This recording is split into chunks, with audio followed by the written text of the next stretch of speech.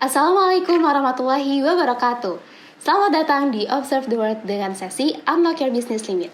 Kali ini kita akan membahas tema bisnis, yaitu bangkit dan semangat dalam berbisnis dengan seorang businesswoman yang sudah berpengalaman dan juga saat ini sedang sibuk di dunia bisnisnya, yaitu di fashion. Ini dia narasumber kita, Bu Maria SEME. Assalamualaikum Bu Maria. Ya, Waalaikumsalam warahmatullahi wabarakatuh. Selamat siang. Selamat siang Ibu. Ibu gimana nih kabarnya hari ini? Alhamdulillah sehat. Ya, alhamdulillah. Sekarang Sehat. kesibukan Bu Maria apa aja nih, Bu? Saya sekarang sibuk ngajar aja sih sambil jalanin bisnis sih, gitu. Wah, menarik nih. Sambil mengajar, sambil bisnis juga, dan ngajarnya di tempat bisnis gitu ya. Jadi relate banget. Oke, mau tahu nih Bu, hari ini kita akan mempelajari sejarah nih atau cerita dari bisnis Ibu, yaitu Ethnic Nesga. Gimana sih Bu awal mulanya bisnis ini dibangun? Oke, kalau awal mula Ethicnesia tuh sebenarnya dari tahun Ethicnesia tuh sebenarnya dulu namanya bukan Ethicnesia ya, tapi kita masih pakai Inata Ethnic Wear. Dulu pernah Inata Store, terus Inata Ethnic Wear. Jadi tuh di 2018 itu ceritanya waktu itu saya baru mulai terjun ke dunia fashion, terutama dari kain tenun ya. Nah, waktu itu kebetulan saya nggak langsung produksi sendiri bajunya, tapi waktu itu saya ngambil di salah satu konveksi dan kebetulan dia bikin baju kombinasi kain tenun, tapi harganya itu murah banget gitu ya waktu itu. Jadi dulu itu saya jual baju itu harganya cuma 60.000 ya, itu udah ke end user gitu kan ya, udah ke end user. Nah, dari situ kemudian saya coba memasarkan melalui Facebook ya pada saat itu karena memang untuk segmen bajunya sendiri itu lebih kepada stylenya mungkin usia 30-an ke atas lah ya. Jadi mungkin pasarnya saat itu masih lebih banyak di Facebook kan. Nah, setelah 1 tahun dijalanin tuh ternyata saya tuh bisa jual kayaknya mungkin kayak lebih dari 2.000 baju deh selama setahun itu ya. 2.000 baju selama setahun dengan mengandalkan reseller-reseller itu yang saya tidak kenal dan pengiriman tuh ke seluruh Indonesia sih waktu itu. Nah, di situ kemudian saya lihat bahwa satu opportunity kain tenun itu menjadi daya tarik tersendiri gitu kan. Iya, betul, betul. Daya tarik tersendiri kan gitu. Akhirnya saya coba try out terus ya, try out apa namanya, coba untuk tes market terus gitu kan ya. Nah, sampai akhirnya di 2019 ya, 2019 kalau nggak salah tepatnya sekitar bulan Maret deh ya, bulan Maret 2019 kita memberanikan diri untuk membuat brand baju kita sendiri dengan value yang berbeda tentunya dibanding ketika kita jualan baju dari konveksi itu gitu. Oke. Dari sebelumnya Ibu emang ada background di bisnis atau gimana nih sampai akhirnya bisa berdiri? Dulu tuh saya tuh emang udah jatuh bangun banget ya di bisnis. Jadi sebenarnya dari dulu waktu masih banker ya, dulu saya juga di bank belasan tahun itu saya udah mulai bangun bisnis ya, yang alhamdulillah semuanya gagal gitu ya, gagal gitu ya. Dulu tuh sebenarnya lebih ke kuliner sih kalau dulu ya. Dulu saya bangun awalnya bubur ayam gitu ya, bubur ayam bukan Haji Sulam. Bahkan itu bisa bertahan sekitar 3 tahun ya sampai saya bisa bangun franchise waktu itu ya. Ya cuma qadarullah mungkin Allah punya rencana lain akhirnya gagal ya. Terus kemudian saya jualan apa ya makanan juga kayak sop iga sampai tuh terakhir saya kayak jual bitter balance ya tau ya yang bitter balance gitu saya pack gitu kan ya dengan sistem kayak COD zaman dulu wah bener-bener yang apa namanya betul-betul yang datengin ke customer gitu. Jadi memang bisnis itu sebenarnya dari kecil udah mulai belajar dagang ya, tapi kalau mulai serius fokus bisnisnya ya semenjak saya kerja di bank itu sih sampai sekarang gitu. Gitu. Wah, tadi menarik nih Bu. Ibu sebelumnya dari banker gitu ya. Yang kayaknya orang pasti berpendapat kalau menginginkan banget ya posisi nah, betul banget. Kayak itu udah aman dan banyak gitu ya hasilnya, betul. Nah, kenapa sih Bu akhirnya mutusin terjun langsung aja di dunia bisnis yang maksudnya lebih beresiko gitu ya kalau kita lihat? Oke, betul. Ya, sebenarnya waktu saya resign dari bank pun gitu ya, cukup sulit sih buat saya pada saat itu karena saya meninggalkan jabatan di saat usia saya itu sekitar baru berapa ya 28 tahun kalau nggak salah ya 28 tahun ya 28 tahun saya udah jadi manajer pada saat itu dengan kompensasi yang lumayan banget ya dari segi income dan segala macam. But mungkin ini juga pembelajaran buat teman-teman ya, terutama yang perempuan ya gitu. Karena ketika menikah gitu ya, ketika menikah itu buat saya berubah gitu ya. Jadi life is choice lah ya pokoknya ya. Jadi saya coba buka mindset bahwa sukses itu bukan hanya dari saya bekerja aja ya, tapi bisa dari jalur yang lain kan gitu. Sebenarnya waktu saat itu saya lebih lebih kepengen punya anak sih Nuha ya. Kepengen punya anak gitu ya. Waktu itu saya nikahnya udah agak telat, terus sempet lama nggak punya anak karena memang kesibukan saya tuh kerja yang betul-betul dari pagi sampai tengah malam. Karena saya waktu di bank itu adalah di bisnis ya, yang mobile kerja ketemu klien gitu kan. Setiap hari everyday ketemu klien. Akhirnya udahlah saya memutuskan bahwa ada pilihan yang harus saya pilih gitu ya. Saya punya karir yang bagus gitu ya, tapi saya nggak punya anak gitu kan ya. Atau saya kembali hidup dari nol, tapi saya bisa punya anak dan punya kebebasan waktu. Setidaknya rumah tangga saya saat itu bisa saya selamatkan. Serem ya, tapi memang ketika kerja yang sangat kerja dari pagi sampai malam itu cukup mengganggu aktivitas aktivitas kehidupan saya sehari-hari sih, terutama dalam rumah tangga sih pada saat itu. Oh gitu ya. Benar, akhirnya udah saya sebenarnya nggak berhenti kerja full ya Nuha ya, karena sebenarnya dari bank pun saya udah jadi dosen ya, udah sambil kerja di bank dan malamnya saya ngajar. Nah setelah selesai dari bank saya putuskan untuk mengajar ya, full ngajar gitu ya, full ngajar aktivitasnya sambil saya memikirkan bisnis apa yang bisa saya create pada saat itu. Karena sebenarnya titik terendahnya itu adalah pada saat yang bersamaan ketika saya resign dari bank gitu, pas banget nih bisnis suami saya juga bangkrut, bisnis bubur saya juga bangkrut ya, dan semuanya dari nol. Nah, berarti Ibu sempat merasakan di titik terendah itu gitu ya? Betul, titik terendah, betul, pernah banget gitu ya. Justru titik terendah saya dalam hidup itu adalah ketika saya hamil anak saya sampai saya melahirkan Nuha, gitu ya. Jadi iya, jadi selama saya hamil itu kan saya cuma hanya ngajar part time aja gitu kan, sedangkan dalam rumah tangga pasti kita udah spend untuk pengeluaran yang rutin, bahkan ada cicilan-cicilan harus kita bayar, sedangkan income itu nggak menentu ya. Akhirnya tabungan 1 tahun tuh habis gitu ya. Begitu saya melahirkan anak saya yang pertama gitu ya. Saya masih ingat kayaknya di anak saya usia 6 bulan gitu kalau nggak salah. IM-PASI ya makan pertama. Itu saya nggak punya uang Nuha buat beli tepung gasol seharga 50.000. Dan saya masih ingat banget kayak lebaran pertama anak saya nggak punya uang buat beliin baju lebaran gitu. Sebenarnya sih kayak ini namanya perjalanan hidup ya. Mungkin ini cobaan rumah tangga saya waktu itu sama suami. Tapi kita berkomitmen bahwa apapun yang kita rasakan orang tua nggak boleh tahu sih sebenarnya. Jadi emang ini rahasia banget. Begitu kita bangun Ethicnesia sampai kita sekarang baru kita ceritakan apa yang pernah kita alami dulu. Gitu ya. Betul. Berarti wah itu hebat banget. Tapi kan berarti itu titik jatuhnya juga karena bisnis gitu ya. Tapi kenapa Ibu memilih akhirnya untuk tetap berjalan di bisnis lagi gitu? Itu kan sebuah keputusan yang besar juga ya sebenarnya gitu. Betul. Iya, betul. Kenapa akhirnya nggak ada kapok ya? Nah, iya dong. Udah habis puluhan juta gitu kan, terus kemudian bangun bisnis lagi ya. Jadi saya percaya gini Nuha gitu ya. Saya percaya gini Nuha. Dari kecil kita udah mengaji ya. Kita diajarkan bahwa zaman Nabi Muhammad pun gitu ya, mereka sudah berdagang gitu ya. Berdagang itu kan salah satu hal yang hal yang memang kalau bisa umat Muslim kita berdagang gitu ya. Dengan berdagang gini, bagi saya gini, karena saya saya punya mimpi di usia sekian, saya mau apa.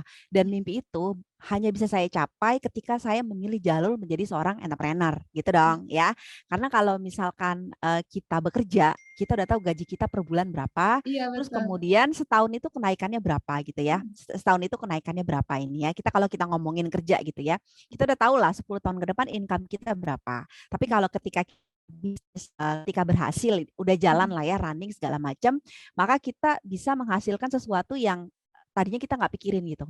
Dengan hal itu setidaknya apa yang kita mimpikan itu bisa terwujud Sinuha. Karena saya sendiri punya mimpi pada saat saya berada di titik terendah sama suami, saya pengen memiliki kebebasan finansial gitu loh. Jadi saya tidak mau merasakan yang pernah saya rasakan gitu kan. Yang pernah saya rasakan itu satu. Yang kedua, dengan kita jadi entrepreneur, kita kan punya kewajiban untuk berbagi atau sedekah yang kita keluarkan setiap bulan. Itu nominalnya lebih besar dari hanya kita sekedar bekerja aja sih. Jadi memang sebenarnya Indonesia tuh punya satu mimpi ingin membawa berjuta kereta kebaikan ya insya Allah ya gitu. Walaupun sekarang setidaknya dengan adanya Ethicnesia kita udah berkontribusi ya setidaknya buat stakeholder yang ada di lingkungan kita. Seperti itu Nuha. Wah luar biasa nih Bu Maria. Berarti kuncinya adalah saatnya kita punya mimpi dan juga punya visi misi yang besar gitu ya untuk akhirnya bisa bangkit dari kegagalan gitu ya. Benar, karena kalau misalkan mungkin ibaratnya kita bisa mengatakan bahwa goals itu adalah fundamental. Jadi ketika kita jatuh, kita tersadar lagi akan goals tersebut, maka kita akan berusaha untuk mengejar kembali. Karena Iya. namanya bisnis itu nggak selalu mulus ya. Saya bangun Etiknesia ya, di tahun pertama aja kayaknya omset setahun itu nggak cuma berapa ya, 60 juta lah ya omset setahun tuh, udah setahun gitu ya. Bangun itu nggak gampang gitu ya, sampai akhirnya bisa berkembang gitu ya, sampai bisa naik 200% gitu kan, berapa ratus persen gitu kan. Tapi setiap hari itu kita belajar terus sih gitu. Nggak belajar tuh nggak ada yang namanya oke enak ya bangun bisnis gitu ya. Iya. Kayaknya tang ting orderan gitu. Tapi Gitu. Oke. Tadi kan sebelumnya Bu Maria juga udah bilang gitu ya, kalau misalkan sebelumnya di bubur ayam gitu, berarti kan di dunia Bukan ayam, F&B bubur ayam. gitu ya. Kuliner, betul. Nah, sekarang di fashion. Nah, apa sih Bu alasan atau yang membuat Ibu tuh tertrigger gitu untuk masuk ke bidang fashion? Oke. Jadi fashion itu kenapa salah satunya hobi saya adalah hobi saya adalah belanja ya, pasti perempuan itu hobinya kan belanja gitu ya. Nah, benar nggak sih gitu ya hobinya belanja. Nah, saya tuh kebetulan hobi banget belanja baju dan saya suka kayak saya tuh orangnya dari dulu maksudnya saya tidak pernah peduli harga itu berapa ya, tapi dipakai di saya tuh cocok ya. Maksudnya every saya sebagai perempuan jaga penampilannya gitu. Saya suka nge-match baju gitu segala macam. Jadi insting itu yang kemudian akhirnya membawa saya untuk ke bisnis fashion. Karena satu, saya tidak bisa jahit ya. Kedua, saya tidak bisa gambar desain baju gitu ya. Tapi yang saya punya adalah feeling yang kuat terhadap fashion tersebut. Artinya ketika saya ngelihat motif gitu ya, motif tenun gitu, saya punya insting nih, motif ini akan laku nih, motif ini akan rame nih. Terus kira-kira kalau model baju yang disukai segmen yang saya create tuh, oh ini loh tipenya baju tenunnya kayak gini loh gitu. Jadi karena kesukaan kita terhadap fashion itu sendiri, akhirnya naluri itu tumbuh. Saya sampai sekarang masih sering make sure ya, Nuha ya, ke beberapa customer loyal saya. Wah, kenapa sih kalian harus beli di Etiknesia, sampai mereka tuh punya koleksi puluhan pieces baju Etiknesia ya. Mungkin koleksi terbanyak ada satu customer saya dari 2019 sampai sekarang itu udah punya baju mungkin sekitar 70 pieces Etiknesia. Serius, saya nggak bohong ya. Gila ya, Karena every month itu dia selalu beli 2-3 pieces tuh every month. Nggak pernah enggak gitu ya. Dan saya selalu, ini bener nggak sih baju yang saya buat itu really mereka suka nggak sih gitu ya, gimana sih tanggapan, dan mereka bilang oh iya baju Edi Etiknesia itu sederhana, simple tapi elegan, fashionable, kayaknya mewakili jiwa-jiwa milenial mereka gitu. Nah dari situ saya oke, berarti insting saya selama ini nggak salah. Cuma memang ya Nuha, ketika kita ketika kita ke bisnis fashion itu jangan pernah terlena dengan pasar, karena fashion itu fluktuatif banget nih. Jadi trennya cepet banget berubah ya. Jadi kalau kita tidak mengkondisikan produk kita, tidak memberikan inovasi produk setiap berapa bulan, itu lama-lama kan pasar bosen ya. Makanya kalau saya di Etiknesia per 2 bulan tuh minimal ya, saya selalu mengeluarkan model baru atau paling tidak motif baru yang lebih fresh gitu. Walaupun secara umur produk misalkan ketika saya keluarin ada beberapa model baru yang saya nggak restock lagi gitu. Hanya sebagai inovasi yang saya keluarkan, karena pasti beberapa produk kita ada yang best seller ya. Ada yang best seller gitu, ada yang kurang gitu ya, seperti itu. Tapi setidaknya itu cara kita untuk tetap menjaga pasar kita agar mereka tidak jenuh gitu. Iya, betul. Nah, tadi juga Ibu udah bilang nih kalau misalkan ada pembeli yang loyal banget sampai akhirnya Betul. punya 70 Puluhan, iya betul. Iya gitu. Itu bukan nominal yang kecil gitu ya Oh untuk iya, betul baju dan satu betul, brand gitu. betul, Luar betul, biasa. betul ya. Akhirnya Ibu sampai ada di titik ini atau bisa memiliki pembeli yang Customer. loyal itu gimana sih, Bu? Jadi itu sebenarnya ya betul. Mungkin kalau dikalkulasikannya satu customer itu dia bisa spending money sekitar 500 ribuan every month untuk Etiknesia gitu ya, dan itu rutin banget ya. Nah waktu itu akhirnya gini, Nuha, ini yang perlu kemudian saya jelaskan ya ke kalian. Walaupun ini adalah sifatnya bisnis online, tapi kita tidak boleh yang namanya meninggalkan personal touch, terutama dari owner ya gitu, terutama dari owner. Jadi saya itu sering banget berinteraksi. Artinya gini, ketika ada pembeli itu biasanya saya buat database gitu ya. Saya akan merekap gitu ya, kira-kira customer mana nih yang sering melakukan pembelian gitu ya. Awalnya cuma kayak saya thank you aja Kak, terima kasih udah belanja di Ethicnesia. Nah, lama-lama akhirnya saya bangun hubungan gitu ya. Saya bangun hubungan, saya bangun servis sih di situ. Jadi walaupun kita bisnis online, tapi mereka yang loyal banget sama Ethicnesia itu pasti punya benefit-benefit dari Ethicnesia gitu ya. Iya betul. Benefit dari Ethicnesia. Jadi memang yang saya bangun sama mereka itu adalah engagement.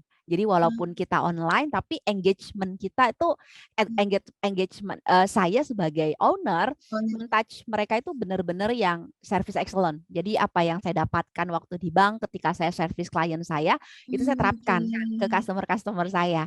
Karena sebenarnya bukan faktor mereka suka sama bajunya aja ya, tapi faktor kenyamanan ya. Kenyamanan sama tokonya, kenyamanan sama Ethicnesia, kenyamanan sama saya juga selaku owner. Jadi saya selalu apa ya, memperhatikan customer saya, terutama mereka yang loyal ya. Yang kedua, cara saya bangun engagement sama mereka, setiap minggu itu saya selalu melakukan live gitu ya. Live Instagram. Every week saya selalu live Instagram. Di situ timing saya untuk bisa berkenalan dengan customer gitu. Karena begitu mereka touch. Jadi sampai sekarang ya Nuha, untuk beberapa customer tuh saya yang pegang gitu. Jadi dari masih saya yang pegang gitu ya. Masih saya yang pegang gitu ya, karena memang kita bisnis itu kan bukan hanya sekali dua kali ya. Saya tidak mau selamanya nge-create new customer, tapi bagaimana caranya saya menjadikan existing customer ini menjadi salah satu pondasi terbesar dalam Ethicnesia. Jadi dari situ Ethicnesia bisa tetap gitu survive. ya. Betul. Jadi itu Ethicnesia bisa survive untuk tahun ke tahun, bahkan bisa memberikan digital word of mouth gitu ya bagi yang lain gitu. Seperti itu. Emang powerful banget nih. Aku juga udah pernah lihat kalau Bu Maria lagi nge-live tuh bener-bener wah luar biasa. Ya betul. Memang capek banget sih pas nge-live, tapi memang hasilnya juga lumayan karena bukan hanya income yang kita dapat ya pada saat kita live ya, tapi setidaknya kita bisa kenal sama yang beli baju kita. Kita bisa kenal yang beli baju kita gitu ya. Dan mereka ketika saya misalkan sapa sebut nama aja, mereka udah happy gitu ya, karena manusia kan gitu ya, dikenal Kerasa nama aja mention ya. Betul, ngerasa ke-mention gitu ya, itu mereka udah happy sih. Dari situlah Ethicnesia kita bangunnya dari situ sih sebenarnya. Karena persaingan itu banyak banget. Oke, berarti komunikasi secara bertahap gitu ya. Betul, mulai dari hal-hal yang sekali. kecil sampai akhirnya intens gitu ya. Oke. Betul sekali Nuha gitu. Ya, Bu Maria juga mau nanya lagi nih, kalau misalkan Bu Maria udah ada sampai di titik ini nih, kira-kira ada kepikiran gak sih untuk buka bisnis baru yang bidang lain gitu, bukan di bidang fashion gitu? Sebenarnya sampai saat ini sih belum sih ya, karena memang goals-nya Ethicnesia masih banyak ya, terutama memang karena memang Ethicnesia kan baru jalan 3 tahun ya, baru masih kecil lah ya, Ethicnesia sebenarnya masih kecil ya, dan saya juga alhamdulillah bersyukur ya di bisnis yang baru saya rintis 2019 gitu sampai sekarang kita udah bisa ngejual ribuan pieces baju gitu ya, dan ini kan sangat segmented banget gitu bajunya ya. Sebenarnya saya di Ethicnesia tuh masih punya plan untuk sampai usia Ethicnesia 5 tahun ya. Jadi sebenarnya ketika memang Ethicnesia udah bisa expand keluar gitu ya, udah bisa ekspor baju keluar, baru mungkin saya memikirkan. Tapi sebenarnya sebelum expand keluar itu saya punya rencana gitu. Sebenarnya saya pengen bikin coffee shop justru. Kenapa coffee shop? Betul, saya kenapa coffee shop? Karena saya hobi ngopi dan suami saya hobi ngopi ya, itu satu. Dan saya pengen coffee shop itu saya kemas dalam bentuk butik yang ada coffee shopnya gitu loh. Jadi apa ya? Jadi belanja tapi kasih experience yang beda gitu sebenarnya gitu. Jadi kalaupun misalkan ada yang mau saya create dalam waktu dekat, yaitu coffee shop yang saya satukan dengan butik Ethicnesia. Mudah-mudahan ya. Ini mimpi saya sih gitu. Untuk saat ini sih seperti itu dulu sih gitu. Oke, yang tadi juga menarik sebenarnya Bu Maria, aku ke-mention nih. Salah satunya berarti kalau Bu Maria tuh bisnis itu bukan cuman soal kita passion, tapi juga gimana feeling dan thinking ya sebenarnya. Betul, feeling dan thinking betul banget. Betul. Oke, sekarang aku mau tahu nih Bu, kalau cerita yang paling berkesan, yang mungkin buat Ibu tertrigger ataupun ya cerita yang paling berkesan lah selama ada di bisnis Ethicnesia ini. Cerita yang paling berkesan ya, sebenarnya lebih ke triggernya itu ke sebelum ke kita awal kali mulai Ethicnesia yang saya bilang tadi ya, ke titik terendah saya itu ya, ke titik terendah saya bikin Ethicnesia sih sebenarnya. Nuha kalau mau tahu nggak sih, dulu tuh mimpi saya sederhana ya gitu. Dulu saya bangun Ethicnesia, sebenarnya saya dari dulu nggak pernah berhenti kerja ya Nuha ya. Saya tuh udah aktif jadi dosen ya, dan kerja saya itu, kamu tahu kerja saya itu di kampus itu 8 jam sehari. Maksudnya kayak kantor ya. Karena saya dulu terakhir di salah satu institusi perguruan tinggi yang memang mengharuskan saya kerja dari dari jam 8 sampai jam 5 sore ya, seperti itu. Nah, kemudian sebenarnya kesan apa ya? Mungkin kerja keras saya itu lebih banyak ya kan, dari pagi itu saya pernah loh Nuha, pagi sampai sore saya kerja gitu ya. Terus kemudian sore itu ketika keluar kantor tuh saya selalu bawa apa tuh, gawangan baju gitu ya, gawangan baju gitu ya. Dan saya jualan di pasar malam di belakang kampus saya. Dan saya ingat banget ada beberapa mahasiswa yang bantuin gitu, mereka dengan kayak bantuin saya gitu, nemenin, padahal saya nggak minta, saya cuma tanya, ada nggak pasar malam di belakang kosan kamu? Dia bilang, ada Bu, gini-gini. Dan mereka tuh, saya masih ingat sampai sekarang orang-orangnya.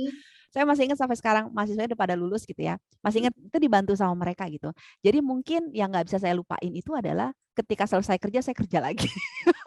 Ya, Emang hobi kayaknya ya Bu. Iya, emang hobi saya adalah kerja keras. Tapi walaupun saya dari bank udah ngajar malamnya. Terus ketika saya jadi dosen, malamnya saya dagang juga kan di pasar malam gitu kan ya, dan segala macam gitu ya.